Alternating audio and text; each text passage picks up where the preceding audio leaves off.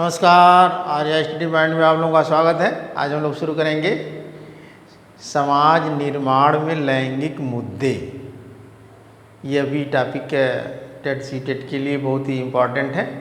जैसा कि नाम से ही स्पष्ट है, लैंगिक मुद्दे समाज में जो लिंग विभेद होता है पुरुष और स्त्रियों के कार्यप्रणाली में, तो उसके बारे में जो पूर्वाग्रह हैं, रूढ़वादिता हैं, समाज में जो फैली हुई हैं, चली आ रही हैं, सामाजिक कुरीतियाँ हैं, परंपराएं हैं, उसके बारे में हम लोग थोड़ी चर्चा करेंगे। तो शुरू किया जाए। समाज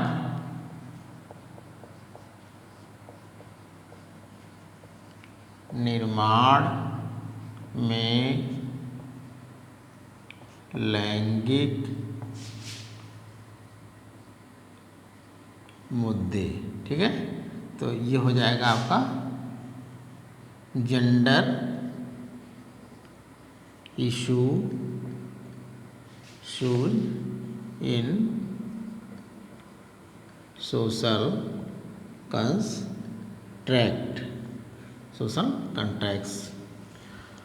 तो इसे शुरू करने से पहले जो इसके मेन बिंदु हैं उस पर हम लोग थोड़ा सा फोकस कर लें। तो आप देखें, चूँकि लिंग से ही लैंगिक बना हुआ है, तो हम लोग पहले लिंग के बारे में समझ लेते हैं। लिंग क्या है और लैंगिक क्या है। लिंग और लैंगिक बेस जब हमारा क्लियर रहेगा तो आगे की जानकारी या नॉलेज जो है समझने में हमको आसानी होगी। तो इसके लिए जैसे लिंग क्या है, लिंग इसके कहेंगे सेक्स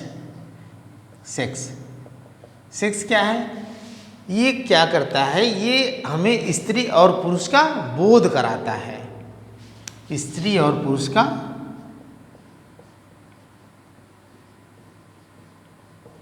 पुरुष या लड़का या स्त्री और पुरुष का या लड़का और लड़की का बोध कराता है। सेक्स, ये लड़का है कि लड़की है, ये क्या है, प्रकृति प्रदत्त है, प्रकृति प्रदत्त है, नेचुरल है जिसे कहेंगे, जो है भाई। अब उसमें आप पढ़ेंगे सेक्स डिटर्मिनेशन में, लिंग निर्धारण में, तो पुरुष के पास कौन से क्रोमोसोम्स होते हैं, एक्स वाई होते हैं। महिलाओं के पास कौन से होते हैं, यक्स होते हैं। तो जब पुरुष का यक्स और महिला का यक्स मिलेगा तो लड़की होगी। जब पुरुष का वाई और महिला का यक्स, क्योंकि महिलाओं में तो यक्स ही होते हैं, मिलेगा, जब यक्स वाई मिलेंगे तो लड़का होगा। तो इस तरीके से जो लिंग निर्धारण का कार्य कौन करता है, पुरुष करता है। पुरुष के जो क्रोमोसोम्स होते हैं वो लिंग निर्धारण का काम करते हैं। तो ये प्रकृति प्रदत्त है, यानी नेचुरल है। जो सेक्स आपका है ये नेचुरल है, एक तरीके से गॉड गिफ्टेड, या कहें जो ईश्वरीय प्राकृतिक, मतलब प्रकृति को ही ईश्वर माना गया है। अलग अलग लोगों ने अलग अलग समय पे अपने धर्म से उसको जोड़ करके समाज के निर्माण के लिए, समाज में बुराई को खत्म करने के लिए, अच्छाई को लाने के लिए उसे धर्म से जोड़ा और नए नए धर्मों का प्रतिपादन हुआ। तो इस तरीके से वो तो अलग टॉपिक है। और ये आपका जो है अपरिवर्तनशील है,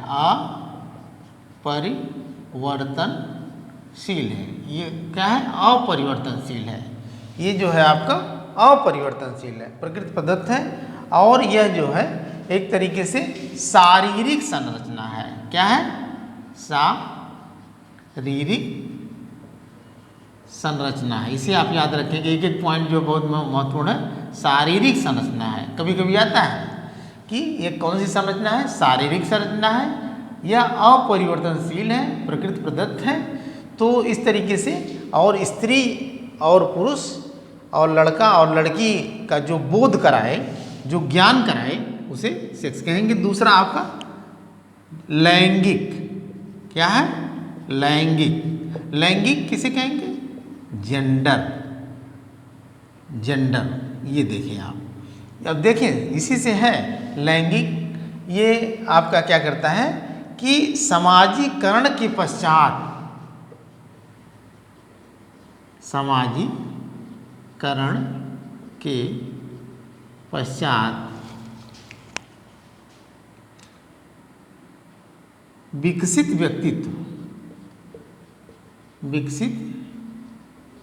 व्यक्तित्व को लैंगिक कहते हैं। क्या कहते हैं? लैंगिक कहते हैं। लैंगिक कहते हैं।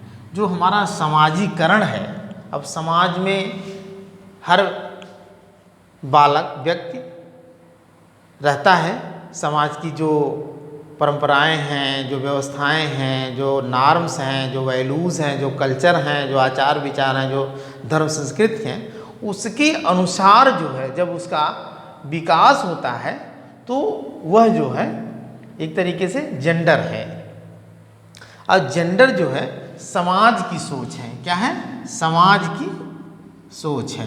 समाज की सोच है। और यहाँ देखें ये क्वेश्चन आता है, यह एक सामाजिक संरचना है। क्या है? सामाजिक संरचना है। सामाजिक संरचना है। यह एक सामाजिक संरचना है और यह परिवर्तनशील है। परिवर्तनशील है। यह परिवर्तनशील है। इसमें आप लिंग और लैंगिक, सेक्स और जेंडर में दोनों में तुलना कर लेंगे। कभी कभी क्वेश्चन आता है कि जो है लैंगिक क्या है, शारीरिक संरचना है कि सामाजिक संरचना है? तो लैंगिक आपका सामाजिक संरचना है। समाज के बाद जो है वो उसकी जेंडर यानी लैंगिक का डेवलपमेंट होता है। परिवर्तनशील संरचना है। तो इस तरीके से ये आपका हो गया। तो इसके बाद हम लोग थोड़ा सा देखेंगे कि जो पूर्वाग्रह है, ये प्रेजुडिस है और ये आपका स्टीरियोटाइप, रूढ़िबद्धता है, उसकी डिफिनीशन थोड़ा सा समझेंगे हम कि वो क्या है? वो क्या है? तो पूर्वाग्रह, पूर्वाग्रह देखते हैं। पूर्वाग्रह,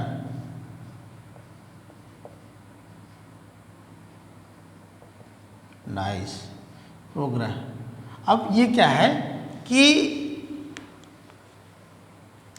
पूर्व के विचारों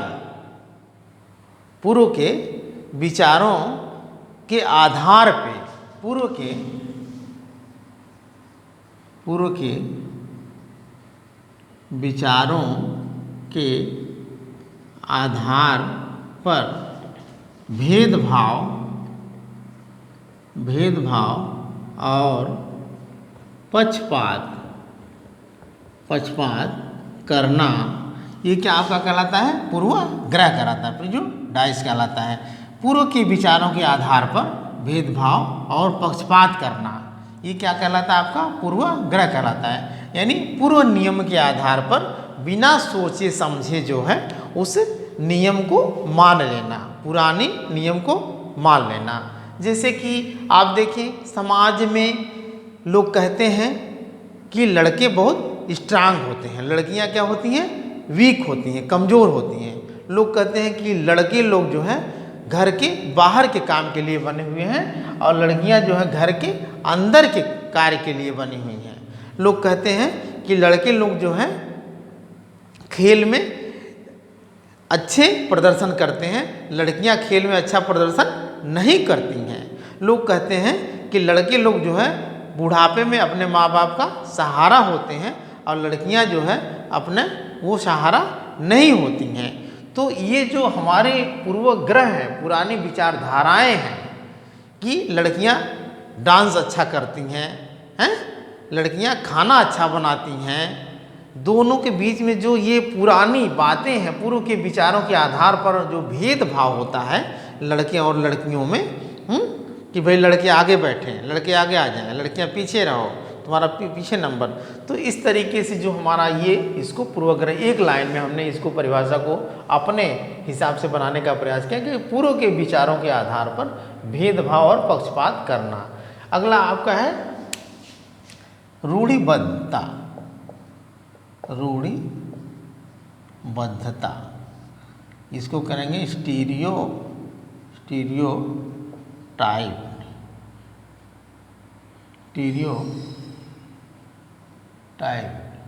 तो ये देखिए आप, ये इन्होंने कहा कि जब किसी व्यक्ति, वर्ग, जाति या वस्तु को बिना जो है जब बिना सोचे समझे, बिना सच्चाई को जाने जो है, जब किसी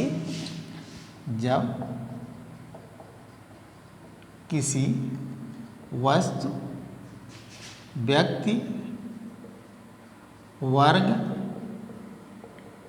जाति को बिना सोचे समझे या बिना सच्चाई जाने मान लिया जाता है,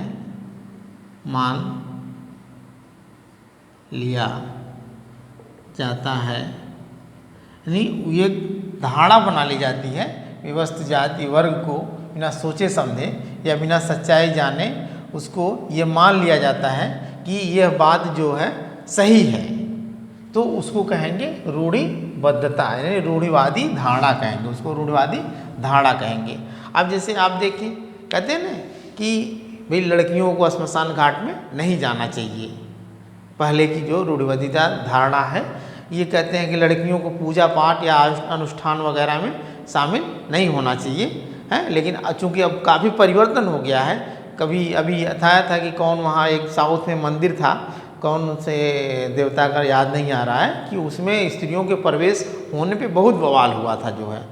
तो इस तरीके से जो है जब बिना किसी सोचे समझे या बिना सच्चाई जाने जो है जब किसी चीज़ को मान लिया जाता है, किसी वस्तु के बारे में, किसी व्यक्ति के बारे में, किसी वर्ग के बारे में, किसी जाति को जो है बिना सोचे समझाए एक धारणा बना ली जाती है कि ये चीज़ सही है बिना सोचे समझे, तो उसको कहेंगे रूढ़िबद्ध धारणा। तो ये दो टॉपिक आपका हो गया। इसके बाद हम लोग जानेंगे कि लैंगिक भेदभाव के प्रकार थोड़ा थोड़ा जो है जान लें, जहाँ से क्वेश्चन आते हैं उस चीज़ को हम टच करेंगे।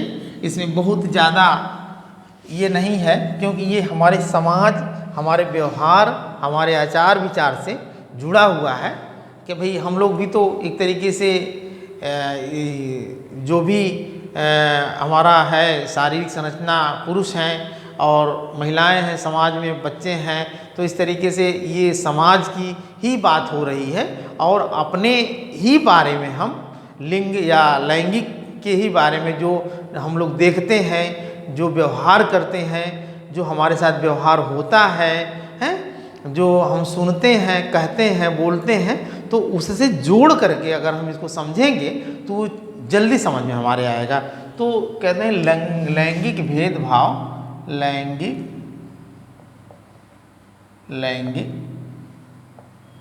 भेदभाव के प्रकार। तो इसको थोड़ा थोड़ा हम जानेंगे। पहला आपका क्या है, मतलब माता पिता।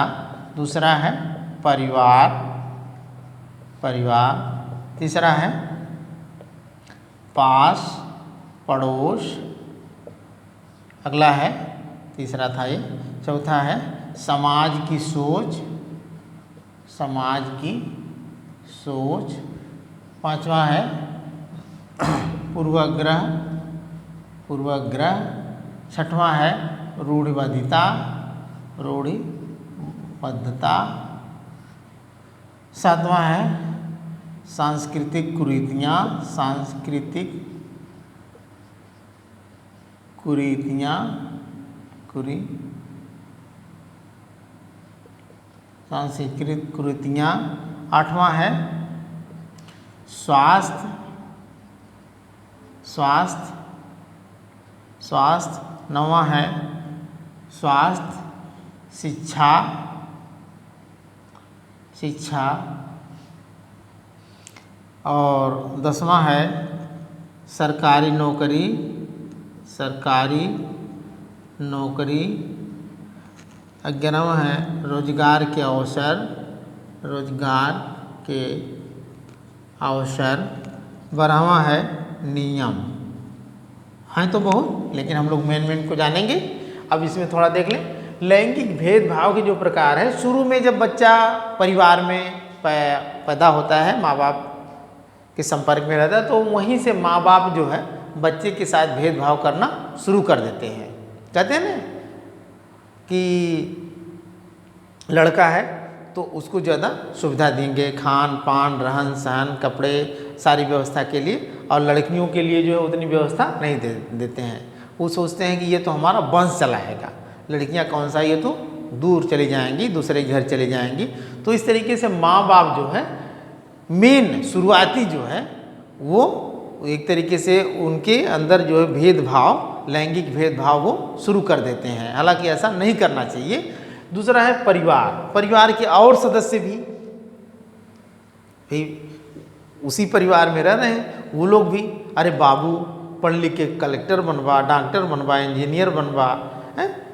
लड़कियों के लिए ये शब्द नहीं है, ऐसा नहीं बोलेंगे, हैं, ऐसा नहीं कहते हैं। बच्चों के लिए तो बार बार जो है मतलब ये सुपरलेटिव वर्ड का प्रयोग करते हैं, और लड़कियों के लिए हाँ तू का करबू, ऐसे मतलब इस तरीके से जो है।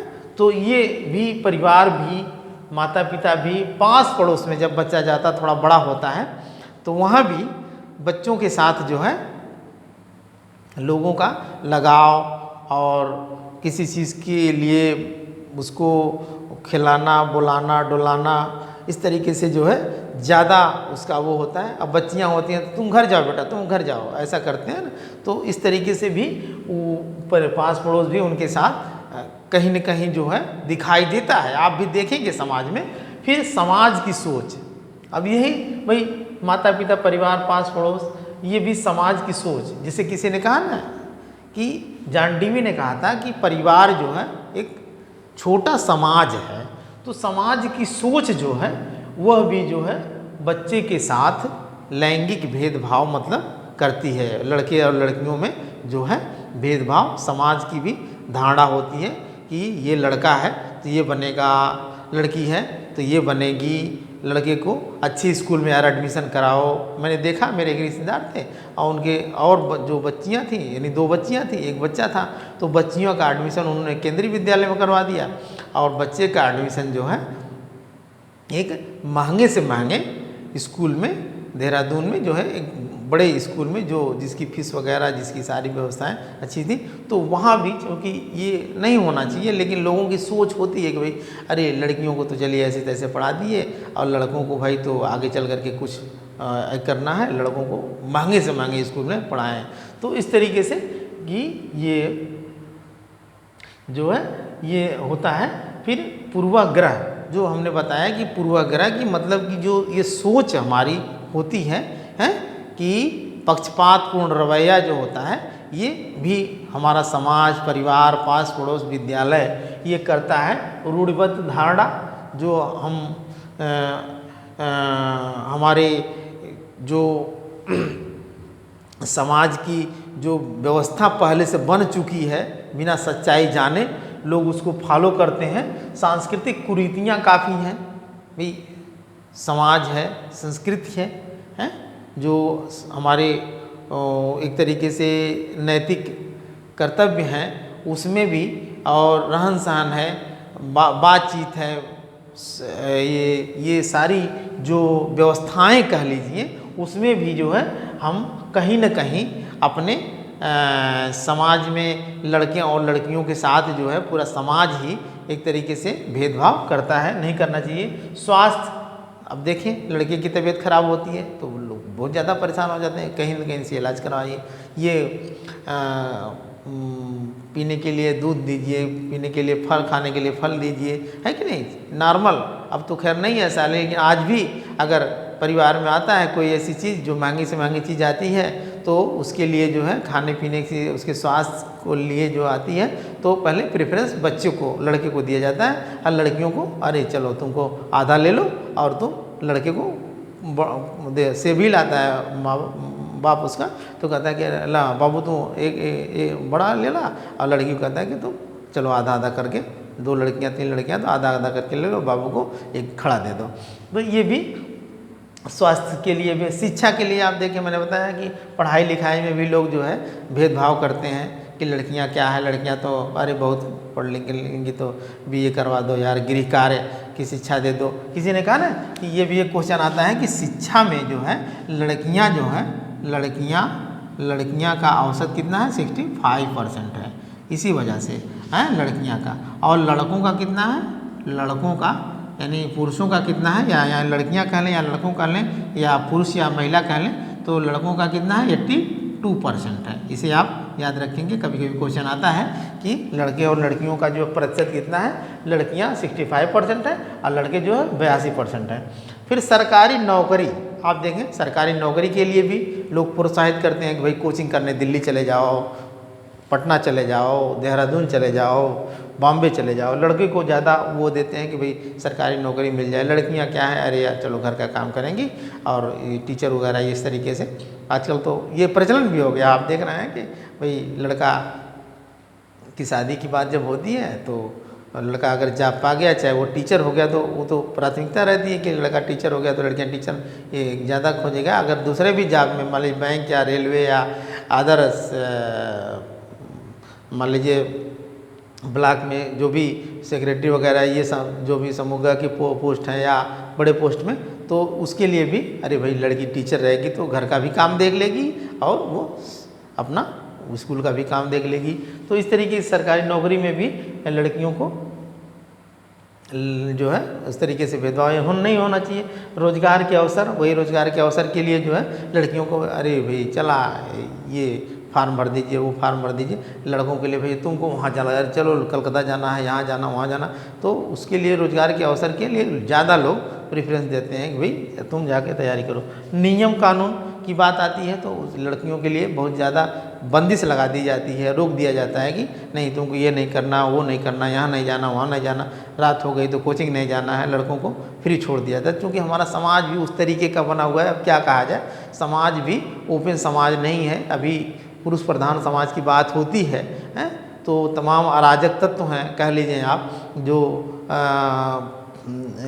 समाज में एक तरीके से दुर्व्यवस्था फैलाए हुए हैं। कुछ ऐसे अब क्या कहा जाए उनको, लड़के हैं या कुछ ऐसे व्यक्ति हैं, तमाम न्यूज़ में आप देखते होंगे कि यहाँ ये कांड हो गया, वहाँ वो कांड हो गया। तो इस वजह से चाहे हम हों चाहे आप हों, हम सभी लोग जो है उस चीज़ से बचने के लिए, अपने परिवार को संभालने के लिए, बचाने के लिए, भाई इज्जत को बचाने के लिए नहीं कहा गया है, नहीं रहीमन पानी राखिए बिन पानी सब सुन, पानी गए न उबरे मोती मानस सुन। तो इज्जत सबसे बड़ी मान ली जाती है कि अगर इज्जत एक बार चली गई तो फिर लड़की की शादी नहीं होगी। भाई लड़का तो कहीं कुछ भी कर रहा है लेकिन उसके लिए कोई बंदिश नहीं है। लेकिन लड़की की अगर थोड़ी शिकायत आ जाती है तो कहते हैं पूरा समाज, भाई बाप माँ बाप, यानी सभी लोग जो है ये मान लेते हैं कि अरे अब तो नाक गई।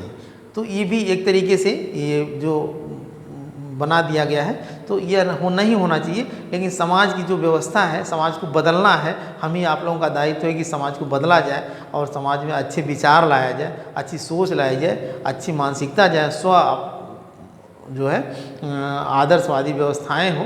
तो इस तरीके से दूसरा हमारा था लैंगिक भेदभाव के प्रकार।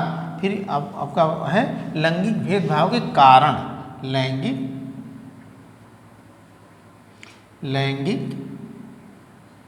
लैंगिक भेदभाव के कारण। अब कारण क्या आपका है, पहला तो आपका देखिए धर्म है, क्या है, धर्म है। दूसरा है अशिक्षा है। तीसरा है जागरूकता की कमी है, चौथा है कम उम्र में शादी है, शादी है किसकी, लड़कियों की, लड़कियों की, ठीक है, ब्रैकेट में लिख देते हैं, आप लोग समझ जाएंगे। भाई इसमें देखिए बहुत ज़्यादा थियोरेटिकल क्वेश्चन आना नहीं है, खाली जानकारी ले लेना हमको है। जागरूकता है, धर्म है, अशिक्षा है, जागरूकता की कमी है, कम उम्र में शादी है, और पूर्वाग्रह भी इसको देख लेंगे, पूर्वाग्रह है, और आपकी रूढ़िवादी व्यवस्था है, रूढ़िवादी व्यवस्था है, रूढ़िवादी व्यवस्था है, और ये आपकी और ये कुरीतियाँ हैं कुछ जो है आपकी कुरीतियाँ हैं, और इस तरीके से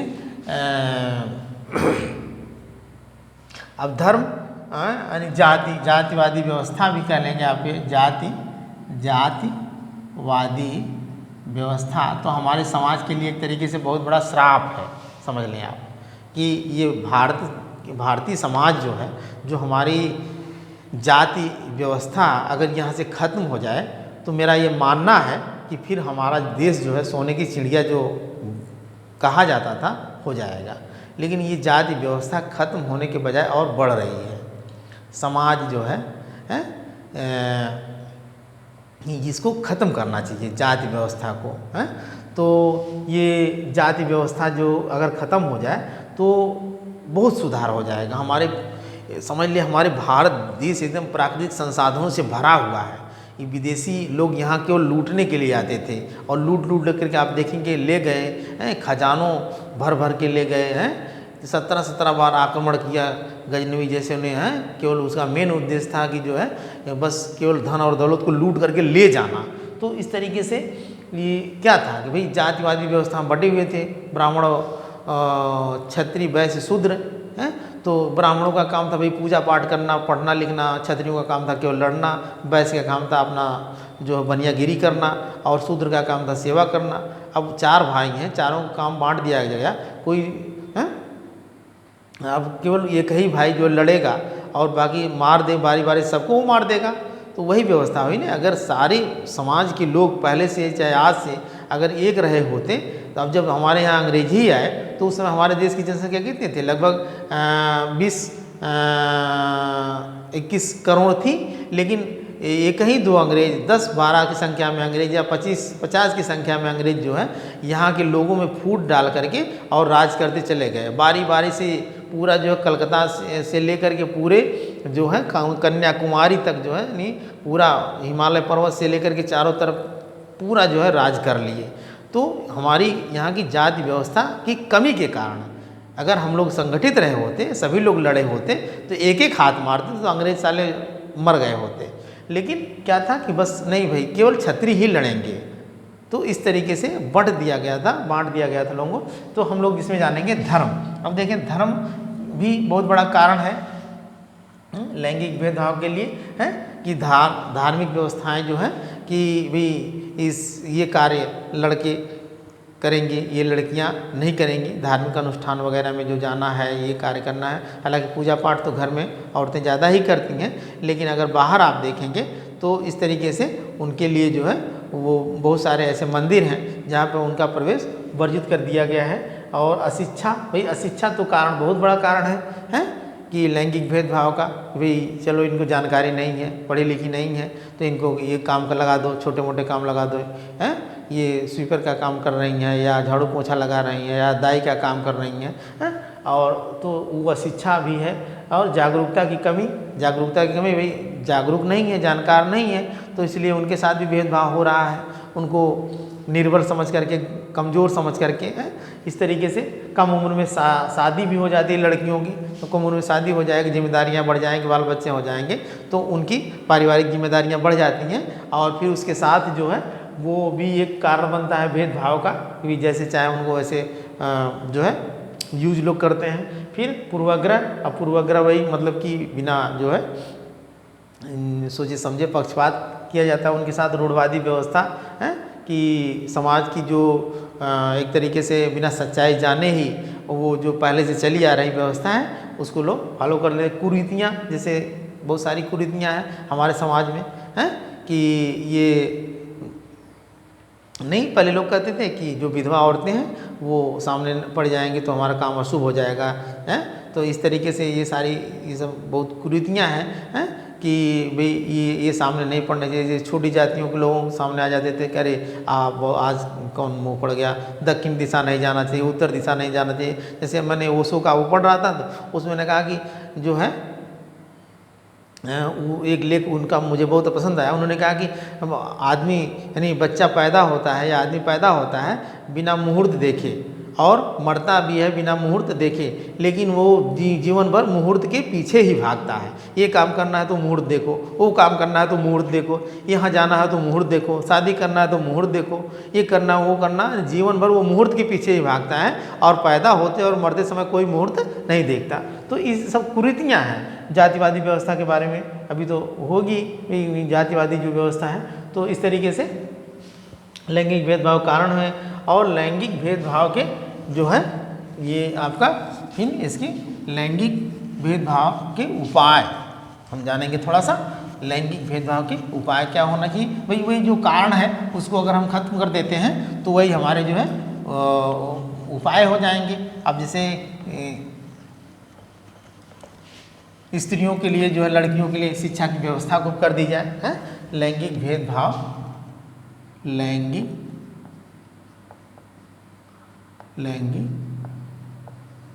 भेदभाव से बचने के उपाय। अब आप देखेंगे कि पहला मान लीजिए कि लड़कियों के लिए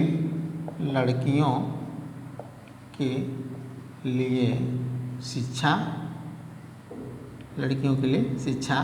है। दूसरा है जागरूकता। तीसरा है पूर्वाग्रह से बचना।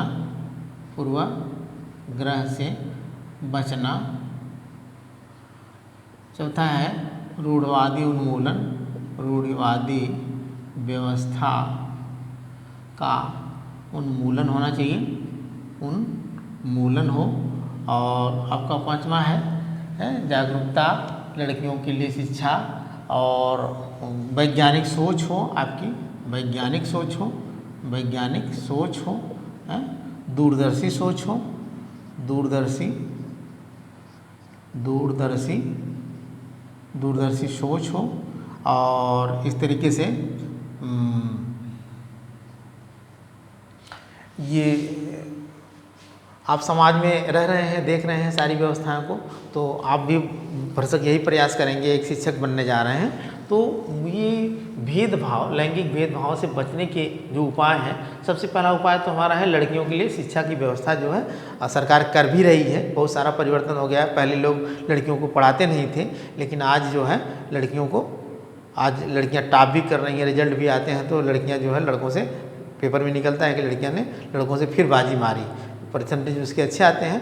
लेकिन आगे चल करके फिर क्या होता है कि इंटर वगैरह के बाद फिर लड़कियों को जैसे गृह विज्ञान पढ़ने के लिए दे दिया जाता है, तुम ये नहीं कर सकती, चलो भाई तुम। लेकिन आजकल तो आप देखेंगे बहुत आगे लड़कियां निकल रही हैं। बैंक वगैरह में आप देखें, रेलवे में देखें, पायलट वगैरह हो गई हैं, प्लेन वगैरह चला रही हैं, फोर्स वगैरह में BSF वगैरह में भी भर्ती हो रही हैं।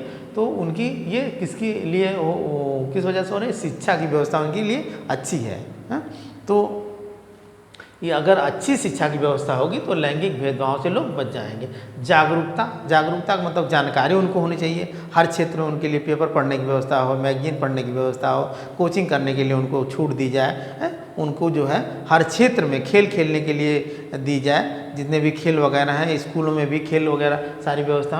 पूर्वाग्रह से बचना जो ये पुरानी सोच है हमारी है, जो बिना सोचे समझे जो पुराने नियमों को लोग मान लेते हैं, तो उसमें तर्क हो, यानी तर्क की कसौटी पे कसने के बाद ही उस चीज़ को माना जाए। या नहीं मानना चाहिए कि ये चीज़ सही है, जो पहले लोग बना लिए हैं वो चीज़ सही है, उसको जानो तब मानो। ऐसा करके फिर रूढ़िवादी व्यवस्था, वही चीज़ें हैं जो पुरानी परंपराएं, रूढ़िवादिता हैं, जो उसको भी उसका उन्मूलन हो, उसे दूर करना चाहिए। वैज्ञानिक सोच हो, भी सुव्यवस्थित और सुसंगठित, तर्क के आधार पे, कसौटी के आधार पे उसको कसा जाए, जो सही है उसी को मानो। जो भगवान बुद्ध का भी अपना मेथड था कि मुझे मत मानो, मैं जो कह रहा हूँ उसे मत मानो। तुम किसी बात को तर्क की कसौटी पे कसो, अगर वो बात सही है तब उसे मानो।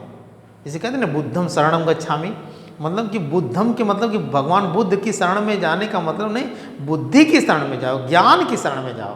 भाई बुद्धम शरणम गच्छामि। तो इस तरीके से यहाँ भी वैज्ञानिक सोच होनी चाहिए कि अच्छे विचार हों उनके, हैं, जो हमारे समाज के हित की बात करें, हैं, समाज के नैतिकता की बात करें, धर्म और नैतिकता की भी बातें हो जाएंगी।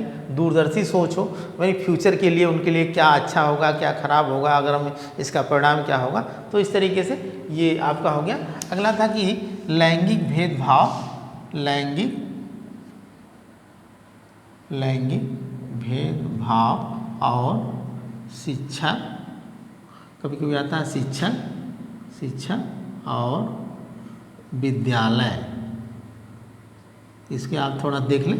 अब देखें आप ये मतलब हमारा एजुकेशन से भी संबंधित सारी चीज़ें हैं।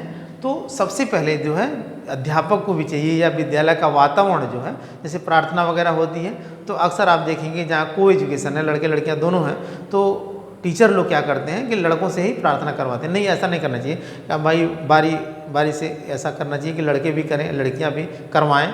करने के लिए सभी लोग करते हैं, लेकिन जैसे 4 लोग बाहर आके खड़े हो जाते हैं, ये लोग कहते हैं, उसके बाद बाकी सारे लड़के कहते हैं, तो वहाँ भी भेदभाव नहीं करना चाहिए शिक्षक को। और विद्यालय का वातावरण ऐसा होना चाहिए कि जैसे उसमें जो सारी व्यवस्थाएं हो वो सबके लिए बराबर हो। ऐसा नहीं है कि लड़के हैं तो उनके लिए स्टैंडर्ड व्यवस्था है, लड़कियां हैं तो उनके लिए ये व्यवस्था है। तो सबके लिए समान व्यवस्था होनी चाहिए, बैठने की, उठने की, रहने की, खेलने की, कूदने की, हैं, पढ़ने लिखने, हैं, किताब कापी, लाइब्रेरी वगैरह सारी चीज़ें जो है व्यवस्थाएँ उनकी अच्छी होनी चाहिए। और ये जो पाठ्यक्रम वगैरह है, पाठ्यक्रम का निर्धारण है, पाठ्यक्रम जो बनता है उसका भी जो है अध्यापक ध्यान रखे, विद्यालय जो है ये ध्यान रखे कि यह पाठ्यक्रम बच्चों की समाज के लिए उपयोगी हो। और उनके बैठने की जो व्यवस्था हो, वो बैठने की व्यवस्था भी आप देखेंगे, हैं, बैठने की व्यवस्था भी ऐसी होनी चाहिए कि लड़कियां और लड़कियों में भेदभाव ना हो। ऐसा ना किया जाए कि लड़कियों को पीछे बैठाया जाए, लड़कों को आगे बैठाया जाए, या लड़कों को ही आगे बैठाया जाए, लड़कियों को पीछे बैठाया जाए, हैं, कमज़ोर को पीछे बैठा दिया जाए और जो तेज़ हैं उनको आगे बैठाया जाए। ऐसा भेदभाव नहीं करना चाहिए, हैं, सबकी बातें सुनी जाए। जातिवादी व्यवस्था का भी अध्यापक उसमें प्रयोग ना करें, जाति सूचक शब्दों का प्रयोग ना करें, सबको समान समझें। क्योंकि जब तक बच्चा विद्यालय में रहता है वहाँ पे टीचर ही उसके माँ बाप एज ए गार्जियन होते हैं। बच्चा जब टीचर से कुछ बच्चे ऐसे होते हैं जो अच्छे टीचर होते हैं, उनसे जो है इतना लगाव हो जाता है कि वो टीचर की बात मानेंगे, अपने माँ बाप की बात नहीं मानेंगे। तो कहा गया ना, गुरु गोविंद दो खड़े काके लागो पा, और बलिहारी गुरु आपने गोविंद दियो बताया। मतलब कि गुरु का स्थान जो है, एक शिक्षक का स्थान जो है भगवान से ऊंचा है माना गया है। तो इस तरीके से शिक्षक का पद बहुत ही महत्वपूर्ण है। शिक्षक जो है एक समाज का बिंब होता है, समाज का मार्गदर्शक होता है। तो इस तरीके से, और बच्चे जो हमारे कर्णधार हैं, देश के कर्णधार हैं, उनका फाउंडर, उनको जो मार्गदर्शन देने का काम, बनाने का काम जो है, समाज निर्माण का काम कौन करता है? ये शिक्षक ही करता है। तो इस तरीके से लैंगिक भेदभाव की बात हो रही है, तो उसमें शिक्षक और विद्यालय का वातावरण, अनुशासन की व्यवस्था भी ऐसी हो, है। जैसे कभी कभी होता है ना कि बच्चे जो है, भाई तुम खेल में भाग लो, लड़कियां तुम चलो तो डांस करो, लड़कियां तुम चलो ये गाना गाओ। ऐसा नहीं होना चाहिए। सबको पार्टिसिपेट बराबर करना चाहिए। लड़कों को भी खेल में, लड़कियों को भी खेल में, लड़कों को भी डांस में, लड़कियों को भी डांस में, है। स्वागत समारोह हो तो लड़कों को भी पार्टिसिपेट कराइए, लड़कियों को भी पार्टिसिपेट कराइए। कहीं भी मतभेद उनके सामने ऐसा न हो।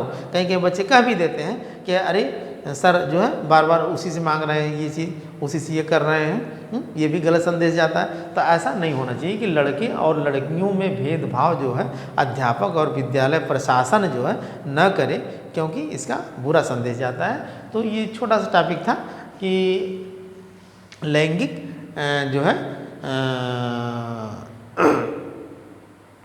निर्माण में जो है आपका ये लैंगिक जो जेंडर इशू आपका समाज निर्माण में लैंगिक मुद्दे, यानी gender issue in social construct. तो इस तरीके से इसमें आप थोड़ा सा देख लेंगे। मैंने पूरा प्रयास किया कि एक दो क्वेश्चन जहाँ से भी आपको बनेंगे उसे आप ध्यान से देख लेंगे, क्योंकि ये हमारे समाज से जुड़ा हुआ है, हमारे पर्यावरण से जुड़ी हुई बातें हैं, तो इसमें बहुत ज़्यादा डीप में कुछ है नहीं, तो देख लेंगे। और आज का टॉपिक यहीं ख़त्म करते हैं। धन्यवाद।